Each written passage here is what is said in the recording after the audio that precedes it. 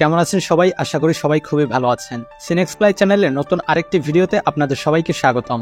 আজকের এই ভিডিওতে আমরা ভেনম সিনেমা সিরিজের লাস্ট পর্ব ভেনম দ্য লাস্ট ডান্স মুভিটি এক্সপ্লেইন করতে চলেছি। তো আজাইরা বকবকানি বাদ দিয়ে সরাসরি মূল ভিডিওতে চলে যাব। সিনেমার শুরুতেই আমাদের ক্লিটন নামের একটা গ্রহকে দেখানো হয়, আর আপনারা যারা এই ভিডিওর প্রথম পর্ব দেখেছেন তারা জানেন যে ভেনম কিন্তু এই ক্লিটন গ্রহ থেকেই এসেছিল বা আনা হয়েছিল। তো পৃথিবীতে বসবাস করা মানুষদেরকে যেমন মানুষ বলা হয়, তেমনি এখানে বসবাস করা প্রাণীদেরকে বলা হয় সিম্বিয়ট। এরপর আমরা এই গ্রহের লিডার বা তাদের রোলারকে দেখতে পাই, যার নাম হচ্ছে নাল। যাই হোক, সে নিজেই মূলত এই গ্রহে এই ভেনম ও সিম্বিয়টদের তৈরি করেছে। তো পরে যেটা হয়, সিম্বিয়টসরা নালের সাথে বেইমানি করে নালকে এখানে বন্দী করে দেয়, আর এটার কারণ হচ্ছে নাল খুবই ভয়ঙ্কর, তার হাতে পুরো দুনিয়া ধ্বংস হওয়ার একটা রিস্ক ছিল। এই কারণেই মূলত অন্যান্য যে সিম্বিয়ট বা ভেনমরা রয়েছে ওরা নালকে এই জায়গাতে আটকিয়ে দেয়, যাতে সে ইউনিভার্সের কোনো ক্ষতি করতে না পারে। তবে নালকে যেভাবে আটকে রাখা হয়েছে, এখান থেকে বের হওয়া কিন্তু নালের পক্ষে খুবই সহজ। তার শুধুমাত্র একটা চাবির দরকার, যেটার নাম হচ্ছে কোডেক্স। আর কোডেক্স যদি সে একবার পেয়ে যায়, তাহলে এই জায়গা থেকে বের হয়ে সে পুরো দুনিয়াতে রাজত্ব করতে পারবে। আর শুধুমাত্র পুরো দুনিয়া না, পুরো ইউনিভার্সকেই সে দখল করতে পারবে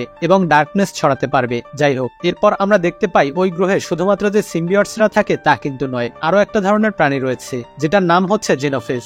আর এই জেনোফিসদেরকেও কিন্তু নালি তৈরি করেছিল। এই জেনোফিসরা হচ্ছে মাংসাশী প্রাণী এবং ওদের কাজ হচ্ছে সিম্বিয়টসদের ধরে খেয়ে ফেলা। আমাদের পৃথিবীতে যেমন হিংস্র বাঘ বা সিংহ রয়েছে যারা মানুষদের ধরে খায়, সেরকমই কিছু একটা। তো এই জেনোফিসরা কিন্তু এখনো নালের আন্ডারে রয়েছে, আর নাল তাদেরকে অর্ডার দেয় পুরো ইউনিভার্স ভ্রমণ করে কোথায় কোথায় সিম্বিয়টসরা গিয়েছে ওদের কাছ থেকে কোডেক্সটা খুঁজে বের করে আনতে। এরপর নাল করে কি, ওখান থেকে মহাবিশ্বের বিভিন্ন প্রান্তে যাওয়ার জন্য অনেকগুলো পোর্টাল ওপেন করে দেয়, আর এই পোর্টাল ওপেন করে সে এক একবার এক এক গ্রহে এই জেনোফিসদের পাঠাচ্ছে। মানে কয়েকশো বছর ধরে এটাই চলছে। এরপর আমরা এডিকে দেখি, সে একটা ক্লাবে বসে আছে, আর এটা ওই ক্লাব যেটাকে আমরা স্পাইডারম্যান নো ওয়ে হোমের শেষে দেখেছিলাম। তো আমরা তো জানি যে এডি পেশায় একজন রিপোর্টার বা সাংবাদিক। তো সে এখানে বারটেন্ডারের কাছে জানতে চাইছিল যে মার্ভেল ইউনিভার্সটা আসলে কি, আর থানোসটাই বা কি। তো বারটেন্ডার তাকে সবকিছু খুলে বলে যে কিভাবে থানোস একটা তুড়ি মেরে একটা ব্রিফ ক্রিয়েট করেছিল, যেই কারণে 5 বছরের জন্য পুরো মহাবিশ্বের অর্ধেক প্রাণী গায়েব হয়ে গিয়েছিল। তো যাই হোক, আপনারা সবাই তো জানেন যে ভেনম একটু পোংটা টাইপের। তো ভেনম করে কি, ওর তখন লাল পানি খাইতে মন চায়, আর সে পাগলের মতো করতে শুরু করে। তাই বারটেন্ডার যখনই একটু দূরে যায়, তখন ভেনম চুপি চুপি তার একটা হাত বের করে ড্রিঙ্কস বানাতে শুরু করে, যাতে ড্রিঙ্কসটা পান করে কিছুটা শান্ত থাকতে পারে। কিন্তু এটা আবার বারটেন্ডার দেখে ফেলে। কিন্তু তখনই আবার টিভি নিউজে বলা হয় যে প্যাট্রিক মুলিগান নামে আগের ভিডিওতে যে একটা ইন্সপেক্টর বা গোয়েন্দা ছিল, তাকে কেউ মেরে ফেলেছে। তো বর্তমান সময়ে এডি তো মেক্সিকোতে, আর ওই গোয়েন্দা মারা গেছে হচ্ছে সান ফ্রান্সিসকোতে। তো এটা শুনে এডির অনেক খারাপ লাগে, কিন্তু এডি সেখানে যাওয়ার ইচ্ছে থাকা সত্ত্বেও যেতে পারছে না, কারণ সে যদি ওখানে এই কেসটার ব্যাপারে ইনভেস্টিগেট করতে যায় তাহলে পুলিশ তাকে ধরবে। আর তোমাদের নিশ্চয়ই মনে আছে যে ভেনম 2 তে কিন্তু ভেনম ভার্সেস কার্নেজের যখন ফাইট হয়, তখন কিন্তু ভেনম ভিলেন হয়ে গিয়েছিল। আবার ওই ফাইটের মধ্যে প্যাট্রিক মুলিগান মানে এই গোয়েন্দা অফিসার মাঝে চলে এসেছিল, এবং সে যখন মারা যায় তখন তার চোখ কিন্তু জলজল করছিল। এর মানে এই যে হয়তো তার ভেতরেও ভেনমের মতোই কোনো কিছু একটা ঢুকেছিল আর কি। তো এডি ভাবে যে প্যাট্রিক মুলিগানকে কে হত্যা করতে পারে, আর সে এটা জানতে চায়। কিন্তু সে এইভাবে আমেরিকাতে সরাসরি যেতে পারছে না। সে যদি যায়, পুলিশ তো তাকে ধরে ফেলবে এবং সে নিজেকে আর নির্দোষ প্রমাণ করতে পারবে না। এই জন্য সে সিদ্ধান্ত নেয় যে এখান থেকে নিউ ইয়র্কে যাবে, আর নিউ ইয়র্কে সে একজন জজকে চেনে যার অনেক অপকর্মের কথা সে জানে। তো তাকে ব্ল্যাকমেইল করে কোনো মতে সে সমস্ত মামলা থেকে মুক্তি পাবে। এইসব ভাবতে ভাবতে বার থেকে খাওয়া শেষ করে যখন সে পেমেন্ট দিতে যাবে, তখন ভুল করে এডির জায়গায় ভেনমের হাত বেরিয়ে আসে, আর এই কারণে ভেনমের ছোট্ট একটা অংশ সেখানে পড়ে যায়। এই বিষয়টা মনে রাখবেন। আর এরপর সে যখন বারের বাইরে আসে, তখনই সে বাইরে অনেক কুকুরের ঘেউ ঘেউ আওয়াজ শুনতে পায়। তখন তার কাছে মনে হয় নিশ্চয়ই আশেপাশে কোনো একটা ঝামেলা রয়েছে, নয়তো এই কুকুরেরা কোনো একটা সমস্যার মধ্যে রয়েছে। তাই সে কুকুরের শব্দ ফলো করতে করতে একটা জায়গায় গিয়ে পৌঁছায় এবং দেখতে পায় যেখানে অনেকগুলো কুকুরদের বন্দি রাখা হয়েছে। তখন সে ওই কুকুরগুলোকে মুক্ত করতে যায়, আর তখনই সেখানে বেশ কিছু গুন্ডা পান্ডা চলে আসে। মূলত তারা এই কুকুরগুলোকে কারো বাড়িঘর থেকে চুরি করে এনেছে কালোবাজারে বিক্রি করার জন্য। কিন্তু এই গুন্ডাদের তো আর আইডিয়াও নেই, ওদের সামনে ভেনম চলে এসেছে। তখন গুন্ডারা এডিকে চুপচাপ এখান থেকে চলে যেতে বলে। এডি তখন বলে, তোরা আমার কথা শোন, কুকুরগুলোকে মুক্ত করে দে, তাহলে আমি তোদের প্রাণ ভিক্ষা দেব। কিন্তু এই কথা শুনে গুন্ডারা উল্টো এডিকে গুলি করে। তখন এডি রেগে গিয়ে ভেনম হয়ে তার সাথে থাকা প্রত্যেকটির মাথা খেয়ে ফেলে, আর এরপর আবারও সে তার হিউম্যান ফর্মে চলে আসে এবং সেখানে থাকা সবগুলো কুকুরকে মুক্ত করার পরে সেখান থেকে যেতে থাকে। আর এদিকে আমরা দেখতে পাই ওই বিল্ডিং এর পেছনেই কিন্তু একটা জেনোফিস চলে এসেছে, এবং সে এডিকে দেখে নোটিস করে যে এডির কাছেও একটা সিম্বিয়ট রয়েছে। তবে এডি বা ভেনম এটা এখনো টের পায়নি, ওরা নিজেদের মতো চলে যাচ্ছিল।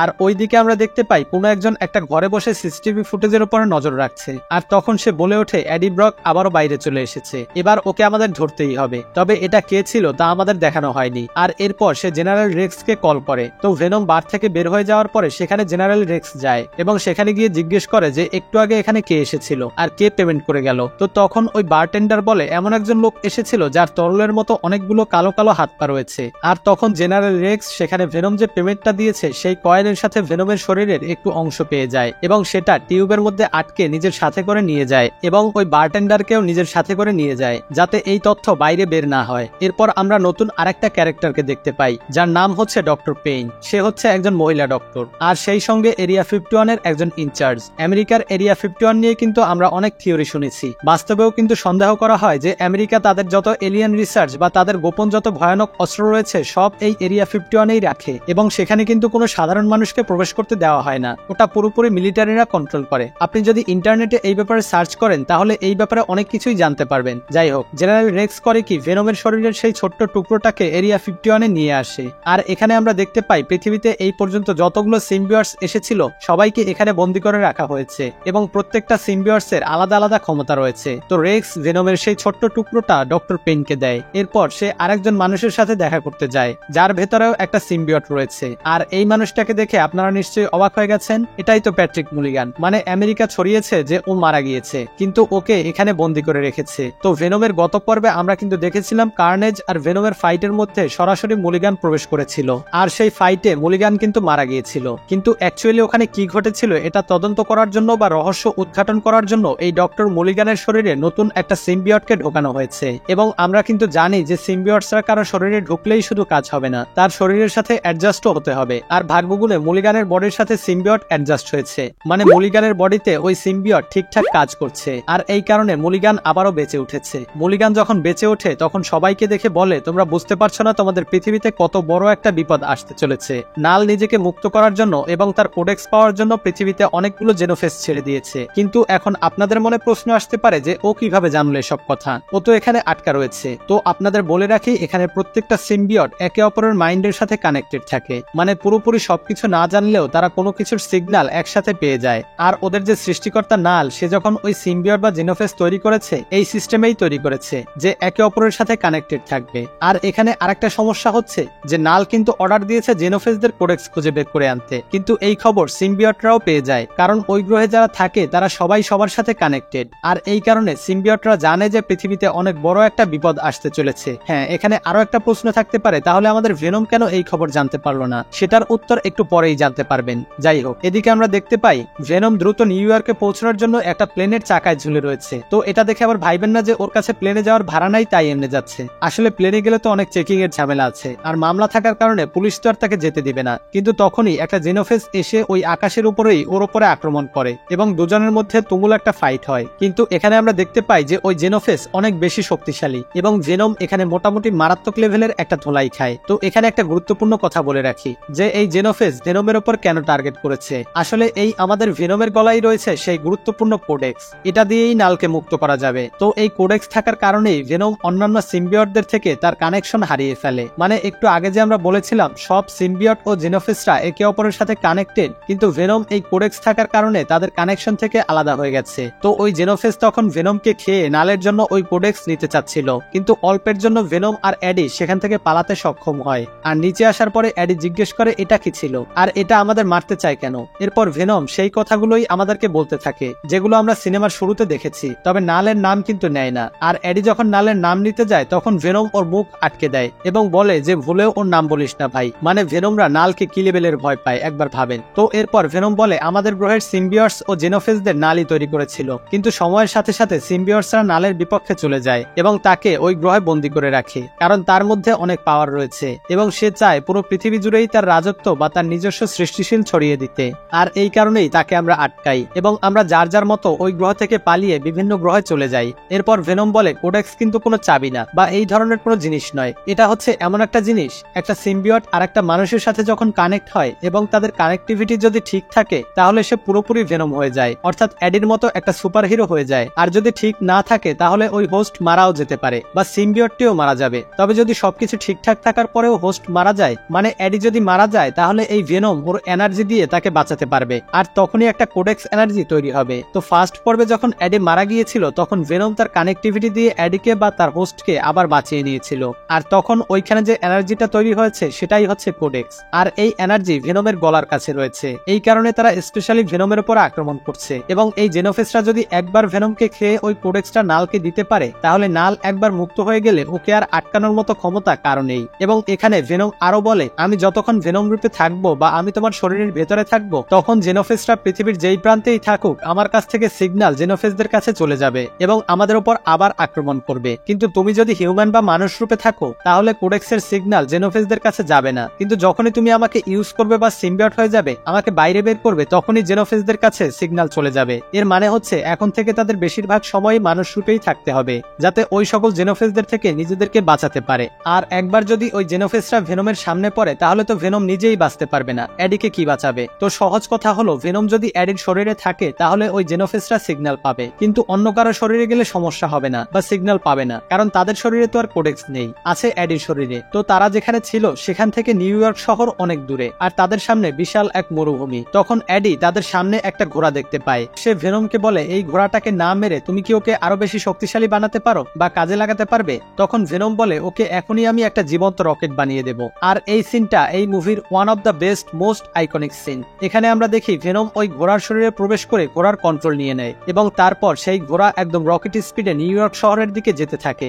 কিন্তু এই যাত্রায় আবার হয় কি, রিক্সের সেনাবাহিনী ওদের উপরে আক্রমণ করা শুরু করে। এখানে আমরা সেনাবাহিনী আর ভেনমের মধ্যে তুমুল একটা ফাইট দেখতে পাই। এখানে ভেনম বারবার হোস্ট চেঞ্জ করে এডিকে নিয়ে সামনের দিকে এগিয়ে যেতে থাকে। এখানে আমরা দেখি ভেনম একবার ব্যাং হয় তো একবার মাছ হয়, আর সে এখানে এডিকে সরাসরি ব্যবহার করতে পারছে না, তাহলে তো আবার ওই জেনোফেসরাও এখানে চলে আসবে আর তাদের উপরে আক্রমণ করবে। মানে এডিকে এখানে মানুষ রূপে থাকতে হবে যাতে জেনোফেসরা ওদের উপরে আক্রমণ না করে। তো রেক্সের সেনাবাহিনীকে হারিয়ে তারা অনেক দূর চলে আসে এবং তখন সামনে একটা পরিবারকে দেখতে পায় যারা মূলত যাযাবর টাইপের, গাড়িতে থেকেই ঘুরে ফেরে। ওই পরিবারের পুরুষ সদস্য মার্টিন, সে বলে যে আমি আমার পরিবারকে নিয়ে এরিয়া 51 এর দিকে যাচ্ছি। সে এডিকে বলে এটা এমন একটা জায়গা যেখানে ইউএস মিলিটারিরা এলিয়েনদের উপরে রিসার্চ করে এবং যত ধরনের অত্যাধুনিক জিনিস যেটা পুরো দুনিয়া জানে না সেসব কিছু ওখানে রয়েছে, আর আমি এলিয়েনদের দেখতে চাই, তাই আমি সেখানে যাচ্ছি। এডি তখন বলে, আচ্ছা আমিও ওই দিকেই যাচ্ছি, আর তোমরাও যেহেতু ওই দিকেই যাচ্ছ তাহলে আমাকে নিউ ইয়র্ক পর্যন্ত নিয়ে যেতে পারো। এতে তারা রাজি হয় এবং এডিকে গাড়িতে বসিয়ে নিয়ে যেতে থাকে।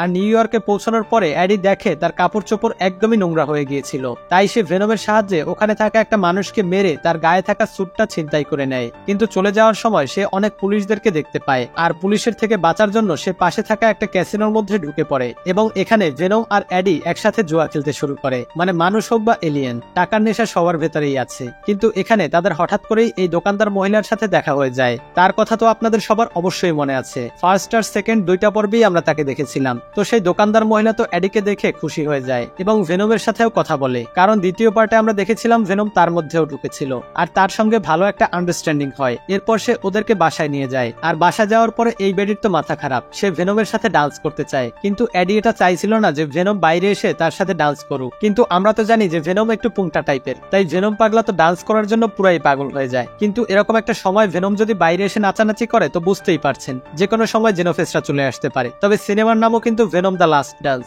মানে এটাই ভেনমের শেষ নাচ, কারণ এরপর জেনোফেসরা ওর নাচা ছুটাবে। আর ভেনম যখন তার ফর্মে এসে এই বুইরা বেডির সাথে নাচানাচি করছিল তখন আমরা দেখি ওই জেনোফেসদের কাছে তাদের সিগন্যাল চলে যায়, কিন্তু সেদিকে তাদের কোনো খেয়ালই নেই। তো কিছুক্ষণের মধ্যে সেখানে অনেকগুলো জেনোফেসরা চলে আসে এবং যখন তাদের মধ্যে ফাইট শুরু হতে যাবে তখন ভেনম ভয়ে এডির শরীরের ভেতরে চলে যায়, আর এডি তার মানুষ রূপে আসে এবং জেনোফেসদের কাছ থেকে পালানোর চেষ্টা করে। কিন্তু যখনই আবার মানুষ রূপে আসে তখনই আবার সেনাবাহিনী মানে রেক্সের দলবল ভেনম আর এডিকে বন্দি করে সোজা সেই এরিয়া 51 এ নিয়ে যায়। তো এরিয়া 51 এ নেয়ার পরে ভেনম ও এডিকে আলাদা করা হয়। তখন আমরা দেখি মুলিগানের শরীরের ভেতরে যে ভেনমটা রয়েছে সেটা বাইরে বেরিয়ে আসে এবং এডির সাথে কথা বলে, আর এটা দেখতে খুবই ডেঞ্জারাস লাগছে। তো এখানে ওরা নিজেদের মধ্যে কথা বলে যে ওই জেনোফেসরা যে কোনো সময় ভেনমের বডি থেকে কোডেক্স বের করার জন্য এখানে চলে আসবে এবং আক্রমণ করবে, আর একবার যদি নাল কোডেক্স হাতে পেয়ে যায় তাহলে সে পুরো ইউনিভার্সেই রাজত্ব করবে। কিন্তু সেনাবাহিনী ওদের কোনো কথাই শুনতে চায় না, মানে রেক্স চায় না যে ভেনম আবারও তার হোস্ট এডিকে ফিরে পাক। এই কারণে সে করে কি, এডিকে গুলি করে মেরে ফেলে, আর তখনই সুযোগ পেয়ে ভেনম আবারও এডির বডিতে চলে যায়। তো এডি আর ভেনম আবারও যখন একসাথে মিলে যায় এবং ভেনমের ফর্মে চলে আসে তখনই সিগন্যাল তৈরি হয় এবং জেনোফেসরা সিগন্যাল ফলো করে এখানে চলে আসে, আর জেনোফেসরা এখানে এসেই সবকিছু ধ্বংস করতে শুরু করে। আর তখন এখানে ইনচার্জে থাকা ওই মহিলা ডক্টর পেইন সে করে কি, সেখানে থাকা প্রত্যেকটা সিম্বিয়টকে মুক্ত করে দেয়। মানে সে ভেনমের কথা বিশ্বাস করে যে জেনোফেসদের কাছ থেকে বাঁচতে হলে বা নালের হাত থেকে বাঁচতে এই সিম্বিয়টরা আমাদের কাজে লাগবে, তাই সবগুলো সিম্বিয়টদের মুক্ত করে দেয় যেন তারা ভেনমকে সাহায্য করতে করতে পারে এবং জেনোফেসদের বিরুদ্ধে লড়াই করতে পারে। কিন্তু এই জেনোফেসরা এত বেশি শক্তিশালী ছিল যে এখানে থাকা বেশ কয়েকটা সিম্বিয়টকে তারা খেয়েই ফেলে। তো এখানে ওদের মধ্যে মারাত্মক একটা ফাইট হয় এবং এই ফাইটে ভেনম কিন্তু কোনোভাবেই জেনোফেসদের সাথে পেরে উঠছিল না, আর খুবই ক্রিটিক্যাল একটা সিচুয়েশন তৈরি হয় এবং লাস্টে ভেনম একটা সিদ্ধান্ত নেয় যে ওদেরকে এবার শেষ করার সময় চলে এসেছে। তো এরপর সেখানে যে কয়টা সিম্বিয়ট ছিল সবাই একত্র হয় এবং নিজের সাইজ অনেক বড় করে, আর ওই জেনোফেসদের শরীরেই প্রবেশ করে তাদের কন্ট্রোল নেওয়ার চেষ্টা করে। কিন্তু ততক্ষণে জেনোফেসরা তাদের সিগন্যাল নাল পর্যন্ত পৌঁছে দেয়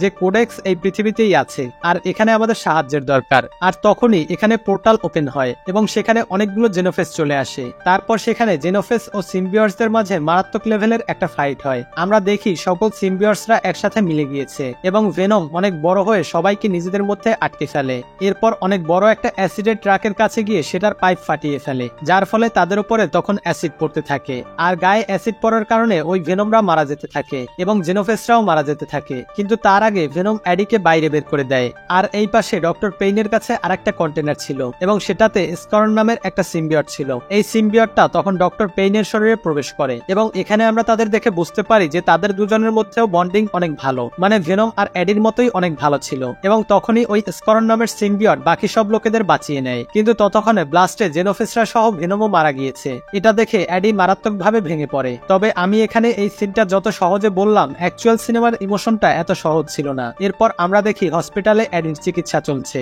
আর আমরা জানতে পারি ভেনম মারা গিয়েছে। এরপর হসপিটালে তার সাথে দেখা করার জন্য একজন পুলিশ কমিশনার আসে এবং সে বলে তোমার সাহায্যের কারণেই আজ পৃথিবী বেঁচে গিয়েছে, মানে জেনোফেসরা পৃথিবীর কোনো ক্ষতি করতে পারেনি। তো এই কারণে তোমার উপরে লেগে থাকা সকল চার্জ আমরা সরিয়ে নিচ্ছি। তো তোমার উপরে এখন আর কোনো মামলা নেই, তুমি তোমার মতো জীবন কাটাতে পারো। এরপর সিনেমার শেষের দিকে আমাদের দেখানো হয় অ্যাডি পুরো একা হয়ে গেছে। ও গত পর্বে ওর গার্লফ্রেন্ডকে হারিয়েও এতটা হতাশ হয়নি, কিন্তু ভেনমকে হারিয়ে ও পুরোপুরি হতাশ হয়ে গেছে। সবসময় চলতে ফিরতে ভেনমের কথাই ভাবতে থাকে এবং এই সব মধুর স্মৃতির সাথেই ভেনম মুভিটা শেষ হয়ে যায়। এর পরের সিনে আমাদের নালের আসল চেহারা দেখানো হয় এবং সে বলে আমি আবার 616 এ আসছি এবং সেখানে গিয়ে আমি ভেনমকে শেষ করে দেব, কারণ আমি জেনে গেছি কোডেক্স আমি কোথায় পাবো। তো এখানে আমাদের মনে একটা সন্দেহ আসে, তার মানে কি ভেনম মারা যায়নি? ভেনমের কোনো অস্তিত্ব কি এখনো পৃথিবীতে আছে? তো এটার উত্তর আমরা একটু পরেই পেয়ে যাব। তো সিনেমার শেষের সিনে আমাদের দেখানো হয় যে সবকিছু ধ্বংস হয়ে গিয়েছে আর এই বারটেন্ডারকে তো এরিয়া 51 এ বন্দী করে রাখা হয়েছিল। সেখান থেকে সে বেরিয়ে যায় এবং সে দেখতে পায় চারপাশে সবকিছু ধ্বংস হয়ে গেছে। সে পাগলের মতো হাঁটতে থাকে আর ওই মুহূর্তে আমরা দেখি একটা তেলাপোকা ওই ভেনমের যে ছোট্ট অংশটুকু ছিল সেটার কাছে যায় আর তখন ভেনম ওই তেলাপোকার শরীরে প্রবেশ করে। এরপর হয়তো বারটেন্ডারকে হোস্ট বানিয়ে ফেলবে এবং এভাবে সে আস্তে আস্তে আবারও অ্যাডির কাছে পৌঁছাবে। সিনেমাটা এখানেই শেষ হয়ে যায়। আমরাও আজ এখানেই বিদায় নেব। তবে তার আগে আপনাদের জন্য ছোট্ট একটা গুড নিউজ। আপনারা যারা অ্যানিমেশন মুভি দেখতে পছন্দ করেন তাদের জন্য আমরা সিনেক্সপ্লাই অ্যানিমেশন নামের একটা চ্যানেল খুলেছি, যেখানে আমরা মজার মজার অ্যানিমেশন মুভি এবং সিরিজগুলো বাংলায় এক্সপ্লেন করে থাকি। আপনাদের সবাইকে আমাদের সেই চ্যানেলে আমন্ত্রণ রইল। নিশ্চয়ই একবার সেই চ্যানেলটা থেকে ঘুরে আসবেন। চ্যানেলের লিংক ডেসক্রিপশন বক্সে বা উপরের আই বাটনে ক্লিক করলেই পেয়ে যাবেন। তো আজকের মতো এখানেই বিদায় নিচ্ছি। দেখা হবে খুব শীঘ্রই আবার নতুন কোনো ভিডিওতে। ততক্ষণ পর্যন্ত সবাই ভালো থাকবেন, সুস্থ থাকবেন। আল্লাহ হাফেজ।